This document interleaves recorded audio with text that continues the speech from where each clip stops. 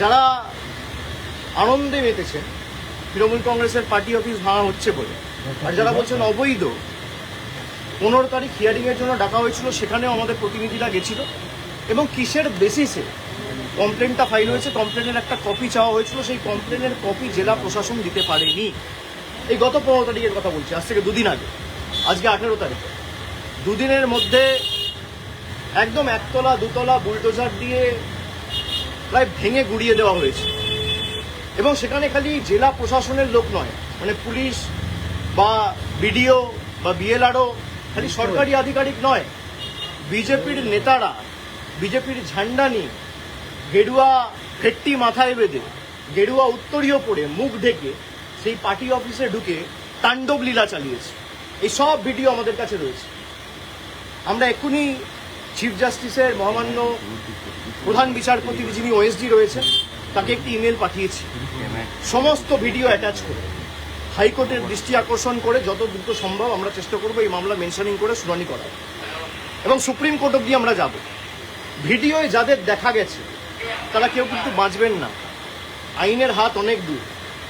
যদি ভাবেন যে বিজেপির নেতারা আমাদের বাঁচাবে, আর যারা তৃণমূলের পার্টি অফিস ভাঙছেন, আমি তাদের বলবো যে অনেক অত্যাচার তো করেছেন তৃণমূল কংগ্রেসের নেতাদের উপর, কর্মীদের উপর, পার্টি অফিস ভাঙা, গুড়িয়ে দেওয়া। যে ধারায় যে আইনে আজকে পার্টি অফিসগুলো ভাঙা হয়েছে না, একই আইনে কিন্তু যখন আবার সরকার পাল্টাবে, বিজেপির একটা পার্টি অফিস বাংলায় থাকবে না। আমি হুঁশিয়ারি দিচ্ছি না, যে আইনে আপনি ভেঙেছেন একই আইন প্রযোজ্য করেই ভাঙা হবে। যারা তৃণমূল কংগ্রেসকে ভাবছে যে দুর্বল করব, দল ভেঙে তৃণমূল কংগ্রেসকে শেষ করে দেবো, আগুনে জ্বালিয়ে দেবো, সেই আগুনের স্ফুলিঙ্গগুণ থেকে তৃণমূল কংগ্রেস আবার জন্ম নেবে মমতা বন্দ্যোপাধ্যায়কে সামনে রেখে। যারা প্রশাসনকে ব্যবহার করে মিথ্যে মামলায় কর্মীদের ফাঁসানোর চেষ্টা করছে, আমরা প্রায় 2 মাস ধরে এখানে মমতা ব্যানার্জির বাসভবনে এবং তৃণমূল কংগ্রেসের সেন্ট্রাল অফিসে রয়েছি। প্রায় 1000 জন কর্মীর বেল অ্যান্টি বেল আমরা করিয়েছি, বিচার ব্যবস্থার দ্বারস্থ হয়েছে। যখন একটা কেস সাবজুডিস রয়েছে, একটা মামলা করা হয়েছে মে মাসের 7 তারিখ 8 তারিখ, আজকে জুলাই মাসের 18 তারিখ, আপনি সেই মামলা উপেক্ষা করে নিজের ক্ষমতা প্রদর্শন করতে গিয়ে, নিজের হাতে কত ক্ষমতা সেই দেখাতে গিয়ে বুলডোজার মডেল, ভোটের আগে ছিল অন্নপূর্ণা ভান্ডার আর ভোটের পরে বুলডোজার, এই হচ্ছে বিজেপির প্রকৃত স্বরূপ। তো যারা ভাবছেন বুলডোজার চালিয়ে তৃণমূল কংগ্রেসকে ধমকে চমকে দমিয়ে রাখবো, তৃণমূল কংগ্রেস আরো শক্তিশালী হবে। আর আপনি বাড়ি ভাঙুন, পার্টি অফিস তো মন্দির আমাদের কাছে। যদি কেউ ভাবে পার্টি অফিস ভাঙে, যদি কোনো অবৈধভাবে সরকারি জায়গা দখল করে পার্টি অফিস কেউ করে, সে পার্টি অফিস আপনারা যথাযথ সরকারি ব্যবস্থা নিতে পারেন, আমার কিছু বলার নেই। কিন্তু এই জায়গাটা তো সরকারি নয়, কিনে অফিস বানানো হয়েছে, তার প্ল্যান রয়েছে, বৈধ নথি রয়েছে, সব হাইকোর্টে আমরা জমা দেবো। তারপরেও আপনারা ক্ষমতা দেখাতে গিয়ে যে পার্টি অফিস ভেঙেছে, প্রত্যেক ক্রিয়ার সমান এবং বিপরীত প্রতিক্রিয়া আছে, এটা বিজেপির নেতারা যেন ভুলে না যায়। আর ঈশ্বর সৃষ্টিকর্তা সর্বশক্তিমানের আশীর্বাদে যদি বেঁচে থাকি, ওই যে বললাম যে আইনের যে ধারায় আপনারা এই অত্যাচারগুলো করেছেন, একই আইনের একই ধারায় 31-এ ফিরিয়ে দেবো, সুদ সমেত, কথা দিয়ে গেলাম। বিজেপি নেতারা লাড্ডু বিতরণ করছে দোকানে গিয়ে, করুক, তার মানে বিজেপির নেতারাই এর পিছনে রয়েছে, প্রত্যক্ষ বা পরোক্ষ মদত বিজেপির নেতাদের রয়েছে। বিজেপির নেতারা ঘোষণা করে দিচ্ছে এবং তাদেরকে উইটনেস হিসেবে নিয়ে যাওয়া হচ্ছে ভিতরে। আজকে সেই পার্টি অফিসের ভিতরে যদি কিছু প্ল্যান্ট করে দেওয়া হয়, তার দায় কার? যিনি আমার বিরুদ্ধে ক্যান্ডিডেট হয়েছিলেন, 2বার ল্যাজে গোবরে হেরেছে, তাকে উইটনেস হিসেবে বিজেপি নিয়ে গেছে। পার্টি অফিস যখন ভাঙা হচ্ছে, ভিতরে যখন মালপত্র নিয়ে আসা হচ্ছে, বিজেপির গেরুয়াধারী, গেরুয়া পতাকা, গেরুয়া উত্তরীয় পড়া গুন্ডারা মুখ ঢেকে, আপনারা তো দেখিয়েছেন, বেসিন, ফার্নিচার সব ভেঙে দেওয়া হচ্ছে, পৈতৃক সম্পত্তি এদের। আমরা বিচার ব্যবস্থার উপর আস্থা রেখেছি এবং আমরা হাইকোর্টের দৃষ্টি আকর্ষণ করে এই মামলা নিয়ে আগামী দিন হাইকোর্টে যাব।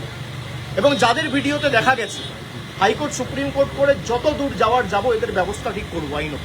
আপনি যার কথা বলছেন তিনি বলছেন সেখান থেকে নাকি বুথ দখলের ষড়যন্ত্র হতো। বুথ দখলের ষড়যন্ত্র হতো তৃণমূলের পার্টি অফিস থেকে। বিজেপির কোন বুথের এজেন্ট বুঝতে পারেনি, তার তালিকাটা দিতে বলুন না। স্ক্রুটিনির সময় সে তালিকা দিতে পারেনি কেন? 2024-এ যখন নির্বাচন হয়েছে, তার 2 দিন পরে স্ক্রুটিনি হয়, স্ক্রুটনিতে অভিযোগগুলো তোলেনি কেন? আর যদি অভিযোগ তোলে, স্ক্রুটনি তো তৃণমূল কংগ্রেস ক্লিয়ার করে না, নির্বাচন কমিশন ক্লিয়ার করে, রিটার্নিং অফিসার তৃণমূল কংগ্রেস, রাজ্য সরকার, তৃণমূল সরকার অ্যাপয়েন্ট করে না, জাতীয় নির্বাচন কমিশন অ্যাপয়েন্ট করে। তাহলে তারা করতে পারেনি কেন? জিজ্ঞেস করুন। নাচতে না জানলে উঠোন বেকা। 14 দাঁড়িয়েছিল গোহারা হেরেছে, 24 দাঁড়িয়েছিল গোহারা হেরেছে। প্রতিহিংসার রাজনীতি। গোহারা হেরেছে বলে আজকে প্রতিশোধ নিতে নেমেছে। এর বিচার মানুষ করবে, চিন্তা করার কারণ নেই। আমার মানুষের উপর ভরসা, আস্থা রয়েছে। আর বাকি যদি কোনো প্রশ্ন থাকে কুণাল ঘোষ আছে। 21 जुलाई पहले देख रहा है ऋतिक को इकोनॉमिक्स से मॉडर्निस्ट के लिए ज्वाइनिंग किया हुआ है, आपको को ज्वाइनिंग किया नहीं, वो सबका अपना अपना मत है, हक है। जिसको जहां जाना है जाए, उसमें दिक्कत क्या है? लेकिन एक ईडी समन आते ही अगर आप चले जाओगे तो ये साफ है कि आप लड़ना नहीं चाहते हो, आप डरते हो, और डरते हो तभी झुकते हो। भाई अगर आपके पास कुछ है नहीं, अगर मान लो सब कुछ आपका पक्ष में है, तो आप जाओ। ईडी में मेरे को भी बुलाए, मैं तो भागा नहीं हूं। मेरे को 10 बार बुलाए, मेरे को सीआईडी बुलाया, मेरे को एसटीएफ बुला रहा है, मेरे को सीआईडी बुला रहा है, मेरे को स्टेट पुलिस। मेरे खिलाफ कितना एफआईआर हो चुका है? 20, 25, 30 एफआईआर हो चुका है। मुझे खुद मालूम नहीं है। मैं हाईकोर्ट में लिस्ट मांगा हूं कि डीजीपी को बोल के मेरे खिलाफ कितना एफआईआर हुआ है उसका लिस्ट दीजिए। अगर आप लड़ना नहीं चाहते हो, बट अगर आप हार ही मान गए और आपको लगता है कि भाई उनके पास जाएंगे तो ना ईडी टच करेगा, ना सीबीआई टच करेगा, ना पुलिस टच करेगा। हमारे लिए ईडी का प्रोटेक्शन महत्वपूर्ण नहीं है, हमारे लिए जनता का प्रोटेक्शन महत्वपूर्ण है। हम अगर झुकेंगे तो जनता के सामने झुकेंगे, हम अगर झुकेंगे लोकतंत्र में लोगों के सामने झुकेंगे, जनता के सामने झुकेंगे, दिल्ली के दरिंदों के सामने झुकेंगे नहीं। 21 জুলাই চলে এলো, এখন অব্দি তো মঞ্চ বাঁধা হয়নি। 21 জুলাই চলে এলো, মঞ্চ বাঁধা হয়নি। কর্মীরা সব হবে, আপনারা তো চিন্তার কারণ নেই। 21 জুলাই আসবেন কভার করতে, আপনাদের জন্য প্রেশার আমাদের ব্যবস্থা করা হবে। সে তো ডেফিনেটলি চিন্তা করবেন না। अच्छा दादा रेबेल ग्रुप में जो भी एमएलए जा रहे हैं, एमपी जा रहे हैं, आपके ऊपर ही मतलब दोषी ठहरा रहा है आपको कि आपकी वजह से हमने रेबेल ग्रुप ज्वाइन बीजेपी किया। का स्क्रिप्ट है ना, वही बोलोगे तभी तो पुलिस से बचे रहोगे। अगर आप अभिषेक बनर्जी को 4 गाली नहीं दोगे तो पुलिस आपको नहीं छोड़ेगा। अगर आप गाली दोगे तभी आप बचे रहोगे। जो 4 तारीख के बाद जा रहे हैं, 4 तारीख के पहले चला जाता, मैं तो पहले भी था। भाई 24 में पार्टी जीत के आया, 29 आसन पार्टी जीता, तो अगर हार का जिम्मेदारी अभिषेक बनर्जी का है, 24 में जीत का जिम्मेदारी भी अभिषेक बनर्जी का है। मानोगे? और अगर किसी को मेरे से दिक्कत है, मैं तो चुनौती देता हूं।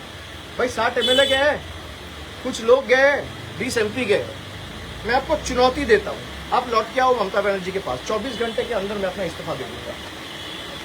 ओपन चैलेंज दे रहा हूं, आप लौट के आओ, 24 घंटे के अंदर मैं अपना इस्तीफा दे देता हूं। 24 घंटा, चलो 24 घंटा छोड़ दो, 1 घंटा मिलेगा और कम करता हूं। आप आओ, आप यही कह रहे हो ना अभिषेक बनर्जी छोड़ देगा? आप यही कह रहे हो अभिषेक बनर्जी छोड़ देगा, हम सब आ जाएंगे। आप आ जाओ, 3 बजे आ जाओ, मैं 4 बजे छोड़ देता हूँ। তাহলে তো কমন টার্গেট আপনার নাম। আমি তো সেটাই বলছি যে যাদের সমস্যা রয়েছে তারা যদি বলে যে দলের এই পারফরমেন্সের জন্য বা পরাজয়ের জন্য যদি অভিষেক বন্দ্যোপাধ্যায় দায়ী হয়, তাহলে 24-এ যে তৃণমূল কংগ্রেস 29টা আসন পেয়েছে তার কৃতিত্বও আমার। যদি ডিসক্রেডিট আমার হয়, হারে, তাহলে জেতার সময় ক্রেডিটও আমার। আর যাদের আমাকে নিয়ে সমস্যা তাদেরকে অনুরোধ করব যে মানুষ বোকা নয়। আজকে 18 তারিখ, আপনি 19 তারিখ আসুন, 20 তারিখ আসুন, 21 তারিখ আসুন, যবে আসার আসুন, আজকে চলে আসুন। আপনারা ফিরে আসুন, আমি 1 ঘন্টার মধ্যে ইস্তফা দিয়ে দিচ্ছি। কেউ আসবে না। ডিল হচ্ছে ওদিকে যাও, অভিষেক ব্যানার্জিকে গালাগালি দাও, তোমাকে বেঁচে থাক, তোমাকে বাঁচিয়ে রাখবো, ইডিও ধরবে না, সিবিআইও ধরবে না। যাদের বিরুদ্ধে ভুড়ি ভুড়ি অভিযোগ তারা এখন হয় পুলিশের কাছে ধৃত, না হলে বালিশ চাটা ঋতব্রত। এই দুটো ছাড়া আর উপায় নেই।